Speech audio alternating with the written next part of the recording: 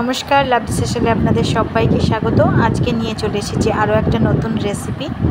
এই রেসিপিটা অনেকেই বাড়িতে ট্রাই করে থাকেন, কিন্তু সবারই একটা প্রবলেম যে এটা নাকি গন্ধ লাগে, খেতে পারে না, এটা শক্ত থেকে যায়, গলে না। তো আজকে বাড়ির বেসিক মশলা দিয়েই আমি রান্না করে আপনাদেরকে দেখাবো, আর সাথে থাকবে ছোট্ট একটা টিপস যে কী করলে এটা গন্ধ লাগবে না আর শক্তও হবে না। তো আজকে যেটা আমি বানাচ্ছি সেটা হচ্ছে মেটে চচ্চড়ি। হ্যাঁ, খাসির মাংসের মেটে চচ্চড়ি। তো এটা আমার ভীষণ পছন্দের একটা ডিশ। তো আমি আজকে সকাল সকাল এটাই বানানোর জন্য চলে এসেছি এখন রান্নাঘরে। বেসিক মশলা তো দেখিয়েই দিলাম, যেটা আমাদের প্রত্যেকের ঘরেই থাকে। আদা, পেঁয়াজ, রসুন, এটা তো কমন ব্যাপার, কিন্তু এর মধ্যে একটা টুইস্ট আছে। কীরকম? এই যে মেটেটা মার্কেট থেকে যেরকমই আসুক না কেন, ছোটো ছোটো টুকরো করে কেটে ভালোভাবে ধুয়ে সেটাকে ভিনিগারের জল দিয়ে ধুয়ে নিতে হবে।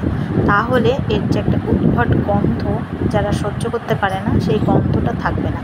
আর মেটেটা দেখুন এতটাই ক্লিন হয়ে গেছে, মেটের কালার কিন্তু টোটালি চেঞ্জ, মানে একদম হোয়াইট কালার হয়ে গেছে।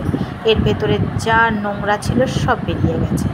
তো এইভাবে আমি পরিষ্কার করে নিয়েছি। তারপর সেটাকে আমি 4 টেবিল চামচ গরুর দুধ সেটাকে দিয়ে ভিজিয়ে রেখেছিলাম। এখানে 10 থেকে 15 মিনিটও ভিজিয়ে রাখা যায় বা আধ ঘন্টাও ভিজিয়ে রাখা যায়, কিন্তু ভিজিয়ে রাখতেই হবে, তাহলে মেটে একদমই শক্ত হবে না, একদম নরম হয়ে যাবে। তারপর যেরকম বেসিক সমস্ত মশলা ভালোভাবে তেলে ফ্রাই করে নিয়ে আমি এটাকে কষিয়ে নিয়েছি। কষিয়ে নিয়ে মশলার যে বাটি ধোয়া জল ছিল সেটাকে দিয়ে আমি ভালোভাবে ধিমে আঁচে প্রায় 10 থেকে 15 মিনিট পর্যন্ত কষিয়ে নিয়েছি। যে জলটা দিয়েছিলাম টোটালি কিন্তু শুকিয়ে যাবে, আর গ্রেভি থেকে যখন তেল ছাড়তে শুরু করবে তখনই বুঝে যেতে হবে যে খুব ভালো মতন কিন্তু ফ্রাই করা হয়ে গেছে। দেখুন আমার গ্রেভি থেকে কিন্তু পুরো তেল বেরিয়ে এসেছে। তো এই পর্যায়ে এবার আমি এটাকে গ্যাসের ফ্লেমটা বন্ধ করে দেবো, উপর থেকে ছড়িয়ে দেবো একটু গরম মশলা পাউডার। ব্যাস, আমার কিন্তু মেটে চচ্চড়ি রেডি। এটা ভাত, রুটি, পরোটা, লুচি সব কিছুর সাথে দারুণ লাগবে।